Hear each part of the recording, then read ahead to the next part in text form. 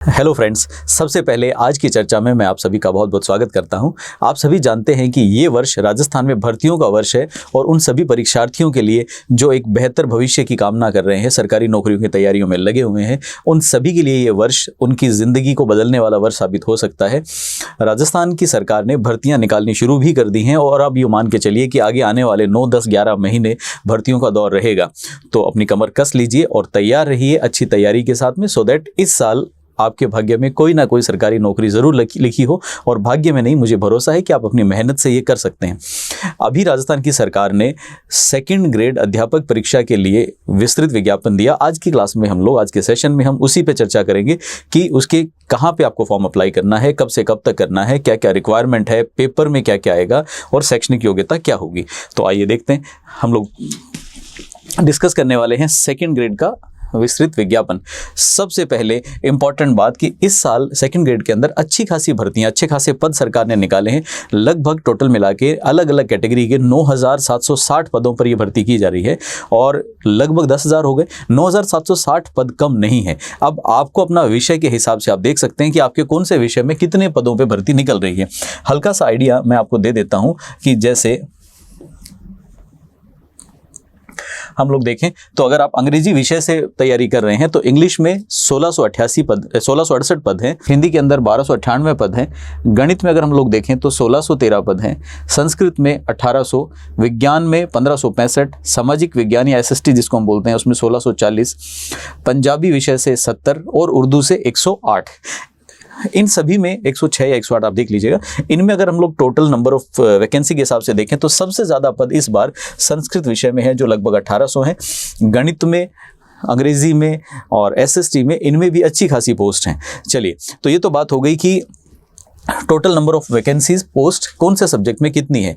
एक खास बात है, जो स्टूडेंट TSP एरिया से बिलोंग करते हैं उनके लिए बात यह है कि वो TSP एरिया से भी फॉर्म भर सकते हैं और अगर वो चाहे तो उनके पास विकल्प है, वो नॉन TSP एरिया से भी फॉर्म भर सकते हैं। लेकिन उनको फॉर्म में अपनी प्राथमिकता या प्रेफरेंस देनी पड़ेगी कि उनकी पहली प्राथमिकता TSP है या नॉन TSP है। वो दोनों विकल्प आपको दे दिए गए हैं।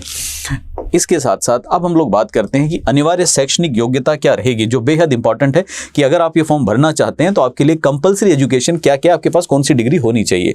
तो देखिए, सबसे पहली बात ये कि अगर मान लीजिए आप फॉर्म भरते हैं हिंदी, इंग्लिश, गणित, संस्कृत, उर्दू या पंजाबी, इन विषयों से अगर हम फॉर्म भरते हैं तो आपके पास में ग्रेजुएशन की डिग्री होनी चाहिए और उस ग्रेजुएशन की डिग्री में इनमें से कोई भी एक सब्जेक्ट आपका ऑप्शनल सब्जेक्ट होना चाहिए। तो आपका optional Punjabi, optional Urdu, optional Sanskrit, optional गणित, ऑप्शनल हिंदी, ऑप्शनल अंग्रेजी अगर है तो आप ये फॉर्म भर सकते हैं। और इसके साथ साथ ये बात तो कहने की ज़रूरत ही नहीं है कि आपके साथ में B.Ed होनी चाहिए।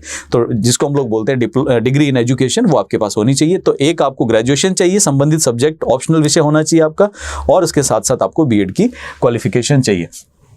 अगर आप विज्ञान की तैयारी कर रहे हैं, विज्ञान विषय से अगर आप फॉर्म भरना चाहते हैं तो आपके पास में विज्ञान में BSc आपने किया होना चाहिए और BSc में कंडीशन है कि ये जो सब्जेक्ट्स हैं इनमें से कोई भी 2 सब्जेक्ट आपके रहने चाहिए। हो सकता है आपका फिजिक्स हो, केमिस्ट्री हो, जूलॉजी हो, बॉटनी हो, माइक्रोबायोलॉजी हो, बायोटेक्नोलॉजी हो या फिर इसके अलावा बायोकेमिस्ट्री हो। इनमें से कोई भी 2 विषय आपके ऑप्शनल अगर सब्जेक्ट हैं या आपके सब्जेक्ट में शामिल है कोर्स कैरिकुलम में, तो आप ये फॉर्म भर सकते हैं। इसके साथ आपके पास B.Ed की डिग्री तो होनी ही चाहिए। इसके साथ साथ बात आ जाती है सामाजिक विज्ञान की, जिसको हम लोग SST के नाम से भी जानते हैं। तो अगर मान लीजिए कि आप SSC से फॉर्म भरते हैं तो वहाँ पे भी आपके पास निम्न सब्जेक्ट्स में से कम 2 सब्जेक्ट आपके ऑप्शनल में होने चाहिए। तो हम जो ग्रेजुएशन में ऑप्शनल लेते हैं उनमें से 2 ऑप्शनल इनमें से कोई है तो SST विषय से फॉर्म भर पाएंगे। या तो हिस्ट्री आपका ऑप्शनल रहा हो, जियोग्राफी, अर्थशास्त्र, राजनीतिक विज्ञान, समाजशास्त्र, लोक प्रशासन या फिलॉसफी, ये सब्जेक्ट में से कोई भी 2 सब्जेक्ट अगर आपके पास ऑप्शंस में थे तो आप फॉर्म फिल कर सकते हैं। इसके साथ साथ आपको B.Ed तो चाहिए ही। इसके साथ साथ एक और आपसे अपेक्षा की जाती है कि हिंदी का, देवनागरी जिसको हम लोग बोलते हैं, हिंदी का आपको बेसिक नॉलेज हो और साथ में राजस्थान का जो कल्चर है, राजस्थान की संस्कृति है, उसका भी एक आधारभूत ज्ञान आपको होना चाहिए। अब कुछ बच्चों के मन में ये सवाल आता है कि अभी हमारी बीएड कंप्लीट नहीं हुई है, तो क्या हम लोग फॉर्म भर सकते हैं, नहीं भर सकते? तो हमारा आरपीएससी के द्वारा हमें इस बार ये विकल्प दिया गया है कि अगर आपकी बीएड का आप एग्जाम दे चुके हैं फाइनल ईयर का, लेकिन रिजल्ट नहीं आया है, तो आप फॉर्म भर सकते हैं। और अगर आप अभी एग्जाम में अपीयर भी नहीं हुए, आपने परीक्षा नहीं दी है, परीक्षा होनी बाकी है, तो भी आप फॉर्म भर सकते हैं। मतलब ऐसे बच्चे जिनका रिजल्ट अवेटेड है, जिनको रिजल्ट की प्रतीक्षा है, वो भी फॉर्म भर सकते हैं। और जिनका रिजल्ट नहीं, जिन्होंने अभी पेपर ही नहीं दिया, महीने 20 दिन में जिनकी परीक्षाएं होने वाली हैं, वो भी फॉर्म भर सकते हैं। लेकिन आपको सिर्फ तभी योग्य माना जाएगा जब जिस दिन हमारी सेकंड ग्रेड की परीक्षा होगी, उस परीक्षा से पहले आपका परिणाम आ चुका हो। तो वो सभी बच्चे एलिजिबल हैं जिनका बीएड का फाइनल रिजल्ट सेकंड ग्रेड की परीक्षा के पहले पहले आ चुका हो। जैसे उदाहरण के लिए मान लेते हैं कि मान लीजिए पेपर सितंबर में अक्टूबर में होने वाला है, तो सितंबर या अक्टूबर में पेपर होगा, तो उससे पहले पहले अगर आपका बीएड का रिजल्ट आ गया, पेपर से पहले, रिजल्ट से पहले नहीं, तो आपको योग्य माना जाएगा, फॉर्म भर सकते हैं। इसमें सैलरी कितनी मिलेगी आप जानते हैं, सैलरी इसमें काफ़ी अच्छी है। L11 ग्रेड मिलता है जो काफ़ी अच्छा है, 4200 ग्रेड पे आपको मिलेगा। और फिर बात आती है कि कौन कौन सी आयु वर्ग वाले लोग, कितनी एज वाले लोग फॉर्म भर सकते हैं। तो आप जानते हैं कि राजस्थान में लगभग सभी परीक्षाओं में, कुछ एक को छोड़ के लगभग सभी परीक्षाओं में फॉर्म भरने की जो न्यूनतम आयु है वो 18 वर्ष है। तो यहाँ भी आपकी उम्र कम से कम 18 साल होनी चाहिए और ज़्यादा से ज़्यादा 40 साल। तो 18 से 40 साल वाले लोग वो फॉर्म भर सकते हैं। आपकी उम्र किस दिन आकी जाएगी? 1 जनवरी 2023 को। तो 1 जनवरी 2023 को जो लोग 18 साल से छोटे हैं वो योग्य नहीं है। 1 जनवरी 2023 को जो लोग 40 वर्ष से ऊपर हो चुके हैं वो भी योग्य नहीं है। लेकिन कुछ एक श्रेणियां, कुछ एक कैटेगरीज हैं जिनको आयु में छूट मिलती है, वो देख लेते हैं कि किन किन लोगों को छूट मिलेगी। तो अगर मान लीजिए कि राजस्थान में कोई भी अनुसूचित जाति जनजाति, SC ST या OBC या फिर MBC या फिर EWS कैटेगरी का कोई पुरुष है, तो उस पुरुष को 5 साल आयु में छूट मिलेगी। मतलब 40 की बजाय 45 साल की उम्र तक वो लोग फॉर्म भर पाएंगे। इसके अलावा अगर मान लीजिए कि इन वर्गों की, जो भी मैंने बात की, SC ST OBC EWS, इन वर्गों की कोई महिला अभ्यर्थी है, तो महिलाओं को हम लोग 10 वर्ष का एक्स्ट्रा समय देंगे। इसका मतलब 40 साल अधिकतम सीमा बढ़ के उनके लिए 50 साल हो जाएगी। 50 साल तक की आयु की महिलाएं फॉर्म भर सकती हैं। इसके अलावा अगर कोई महिला है जो जनरल कैटेगरी से फॉर्म भर रही हैं, सामान्य वर्ग से फॉर्म भर रही हैं, तो जनरल कैटेगरी की महिलाओं को 5 साल एक्स्ट्रा मिलते हैं। मतलब 40 + 5 45 साल। तो हम इसको यूँ सम अप करें तो यूँ याद कर सकते हैं कि सामान्य कैटेगरी के, जनरल कैटेगरी के पुरुषों के लिए 40 साल अधिकतम आयु है। SC ST OBC के पुरुषों के लिए 45 साल अधिकतम आयु है। सामान्य महिलाओं के लिए, जनरल से जो महिलाएं हैं उनके लिए भी 45 साल है। SC ST OBC की जो महिलाएं हैं, EWS कैटेगरी की जो महिलाएं हैं, उनके लिए 50 साल आयु है। इसके साथ साथ अगर मान लीजिए कि कोई महिला विधवा या विच्छिन्न विवाह, परित्यक्ता कैटेगरी में आती है, मतलब डाइवोर्स कैटेगरी में आती है या विडो है, तो उस केस में महिलाओं के लिए अप्लाई करने की कोई अधिकतम सीमा नहीं है। तो उनकी जो भी उम्र हो वो फॉर्म भर सकती हैं। लेकिन इस बात को यूँ समझ लीजिए कि किसी महिला की आयु 70 साल है तो वो फॉर्म नहीं भर पाएंगी। क्यों? क्योंकि सरकार में रिटायरमेंट की तो उम्र होती है। तो 60 साल से नीचे की सभी महिलाएं उसके लिए योग्य है। मतलब आपके लिए कोई बाउंडेशन, कोई बाध्यता यहाँ पे नहीं है, वो फॉर्म भर पाएंगी। उसके बाद हम लोग चलते हैं आगे। बहुत इंपॉर्टेंट बात कि फॉर्म कब भरना शुरू होगा और कब तक भरा जाएगा। आप सभी जानते हैं कि राजस्थान में सारे फॉर्म भरने के लिए लगभग 30 दिन का समय दिया जाता है। तो आपका सेकंड ग्रेड का फॉर्म भरना शुरू होगा 11 अप्रैल से। अभी फॉर्म स्टार्ट नहीं हुए हैं। 11 अप्रैल से फॉर्म भरने शुरू होंगे और अगले 30 दिन तक चालू रहेंगे। मतलब 10 मई को रात को 12 बजे तक आप फॉर्म भर पाएंगे। तो 11 अप्रैल से शुरू और 10 मई तक आपके पास फॉर्म भरने का समय है। साथ के साथ आरपीएससी आपको सलाह देता है कि आप 10 मई का इंतजार ना करें। अंतिम तिथि के समय कभी इंटरनेट हैंग हो जाता है, कभी सर्वर काम नहीं करता, इसलिए जल्दी से जल्दी, यथासंभव जल्दी अपना फॉर्म भर लें।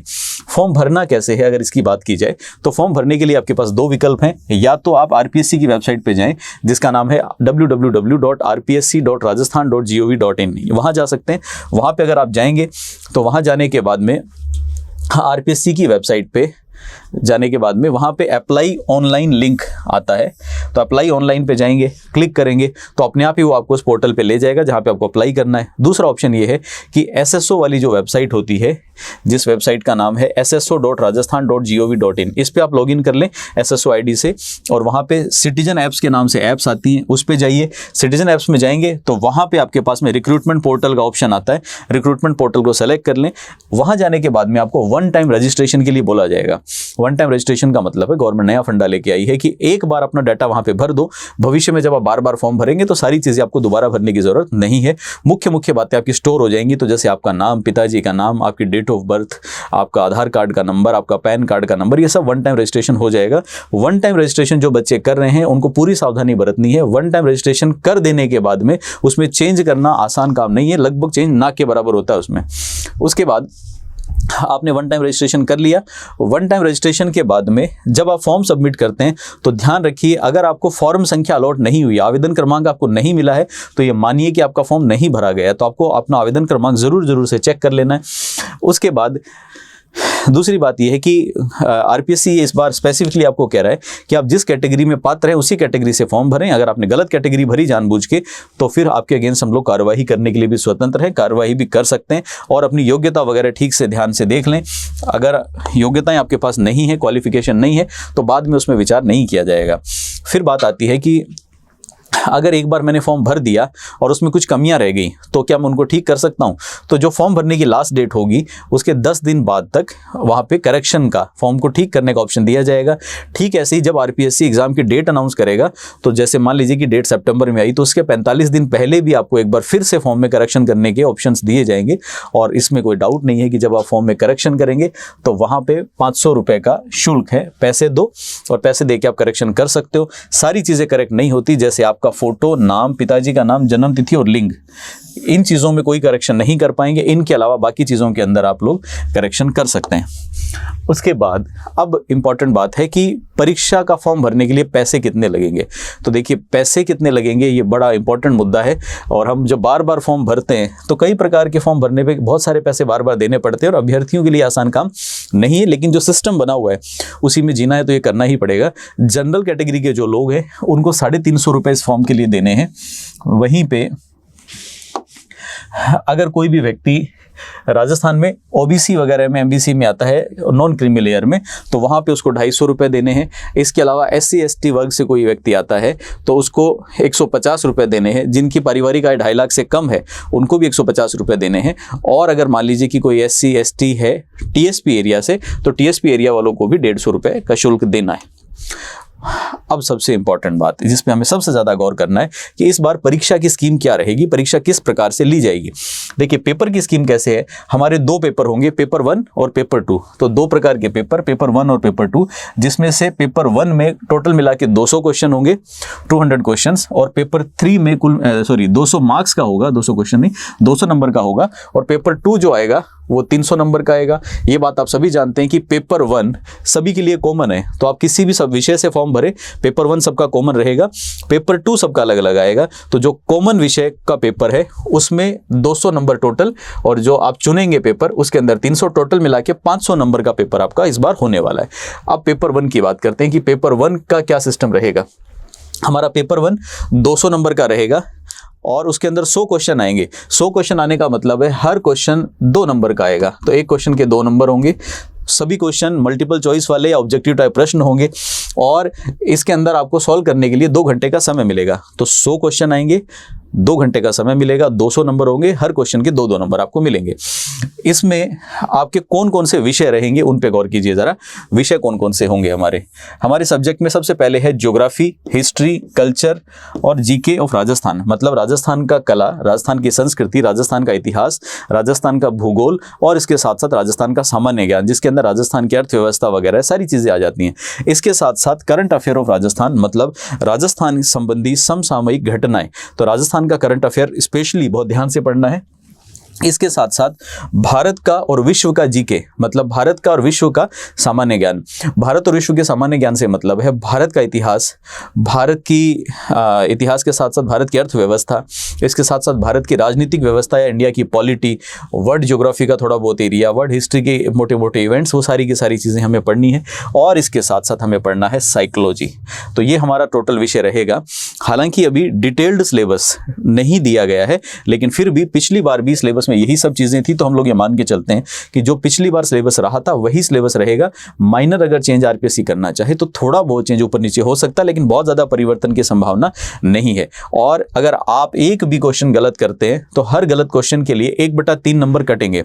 इसका मतलब है कि अगर आप 2 नंबर का क्वेश्चन गलत करते हैं तो 2 गुणा 1/3 कर लीजिए, इतने नंबर आपके काट लिए जाएंगे। या दूसरी भाषा में मैं बोलूँ, 3 क्वेश्चन गलत करने पे एक सही क्वेश्चन के नंबर आपको नहीं मिलेंगे, उसका बलिदान आपको देना पड़ेगा, नेगेटिव मार्किंग होगी। और इस बार पेपर के अंदर मिनिमम क्वालिफिकेशन मार्क्स रखे गए हैं 40%, मतलब आपके कम से कम 40% नंबर आने चाहिए। 40% से कम नंबर आएंगे तो आप योग्य नहीं हैं। लेकिन SC ST इन सब लोगों को 5% की छूट यहाँ पे मिल रही है, तो उनके लिए न्यूनतम एक पेपर में 35% नंबर आने चाहिए और बाकी कैटेगरी के अंदर 40% 40% नंबर कम से कम आने चाहिए। उसके बाद ये तो इंपॉर्टेंट बात हो गई। उसके बाद हम लोग बात करते हैं कि जो सेकंड पेपर है उसका क्या पैटर्न रहेगा। तो सेकंड पेपर अलग अलग विषय का है, विषयवार उसके अंदर चर्चाएं की जा सकती हैं कि कौन से विषय में क्या सिलेबस रहने वाला है। तो देखिए, ये तो हमारी टोटल डिटेल हो गई कि इस बार वैकेंसी कैसे, क्या फॉर्म फिल करना है, किस तरह से रहेगी। अंत में मैं यही कहूँगा, अच्छी तैयारी के साथ में, अच्छी मेहनत के साथ में तैयारी कीजिए। ये मान के चलिए कि अभी आपके पास में 10 मई तक का पेपर भरने का, फॉर्म भरने का समय है। तो लगभग आज के दिन हम लोग खड़े हैं अप्रैल के महीने में, और अभी 5 या 6 तारीख हुई है, तो 5-6 तारीख अभी हुई है, 1 महीना तो अभी हमारे सामने है। और अप्रैल में जब फॉर्म भरे जाएंगे उसके बाद भी आप मान के चलें, सेफर साइड मान के चलें, तो 2.5-3 महीने का समय तब भी आपको मिलने वाला है। तो लगभग आपके पास 4-5 महीने कम से कम है, हो सकता है 1-2 महीना आगे भी आपको मिले। तो अच्छी तैयारी की जा सकती है। और मेरा ऐसा पर्सनल बिलीफ है कि तैयारी करने वाले बच्चों को 3 से 4 महीने ठीक सा मिल जाए, 3-4 महीने अगर जी तोड़ तैयारी कर ली जाए तो इन पेपर में आपको पास होने से कोई रोक नहीं सकता है। तो अच्छी मेहनत कीजिए। अब हम लोग इसमें आपकी कैसे क्या मदद कर सकते हैं, तो देखिए, हम लोग फर्स्ट पेपर का कोर्स आपको प्रोवाइड कर सकते हैं, जो हम लोग बहुत ही शिद्दत से और बहुत डिफरेंट टाइप से हम उसको प्रिपेयर कर रहे हैं, जिसके अंदर फर्स्ट पेपर की डिटेल स्टडी आपको हम लोग दे देंगे। और डिटेल स्टडी के साथ मतलब क्लास के अंदर डिजिटल बोर्ड पे तरीके से सारे सब्जेक्ट आपको जितनी गहनता हो सकती है उतनी गहनता से पढ़ाए जाएंगे। इसके साथ साथ आपको समय समय पे वीकली टेस्ट प्रोवाइड किए जाएंगे। वीकली टेस्ट के साथ में आपको PDF के फॉर्म में नोट्स भी, प्रिंटेबल नोट्स आपको दे देंगे। और उन प्रिंटेबल नोट्स के साथ साथ आपकी रिवीजन भी बार बार बीच बीच में कराई जाएगी। और एक बार जब आपका कोर्स कंप्लीट हो जाएगा तो भी एग्जाम तक आपको किसी न किसी फॉर्म में एंगेज रखा जाएगा, डिफरेंट चीज़ें कराई जाएंगी। तो अगर आप चाहें तो हमारे साथ जुड़ के भी तैयारी कर सकते हैं। और बहुत नॉमिनल फीस हम लोगों ने रखी है। हालांकि हमारे फर्स्ट पेपर की कोर्स की प्राइस जो है वो 4000 थी, लेकिन फिलहाल के लिए हम लोगों ने सभी बच्चों की रिक्वेस्ट को ध्यान में रखते हुए, मैक्सिमम बच्चे बाद में कहते हैं कि सर डिस्काउंट कर दो, ये कर दो, ऑफर ले आओ। हम लोग ऑफर्स वगैरह लाने में बिलीव नहीं करते हैं, इसलिए हमने अभी सभी बच्चों के लिए उस फीस को 50% करके और 1999 रुपये मात्र फीस रखी है। आप चाहें तो हमारे साथ जुड़े। और इसके अलावा YouTube के माध्यम से भी जो संभव प्रयास हम लोग कर पाएंगे वो हम आपके लिए करेंगे, चाहे वो करंट अफेयर की फॉर्म में हो, चाहे वो इनमें से किसी एक सब्जेक्ट की फॉर्म में हो, या सभी सब्जेक्ट के क्वेश्चंस की प्रैक्टिस के फॉर्म में हो, वो भी हम लोग लगातार करते रहेंगे। तो मैं उम्मीद करता हूँ कि इस साल आप किसी भी तरह अपने लिए एक नौकरी ज़रूर हासिल करेंगे, और वो नौकरी हासिल करेंगे जिसको करने की आपकी हमेशा से तमन्ना रही है। और जो लोग कोशिश करते हैं उनको कोई रोक नहीं पाता, अगर कोशिश दिल से की आपने। तो इसी उम्मीद के साथ अब हम लोग मिलेंगे जल्दी ही किसी और यूज़फुल सेशन में। आज के सेशन के लिए आप सभी का बहुत बहुत धन्यवाद। Thank you.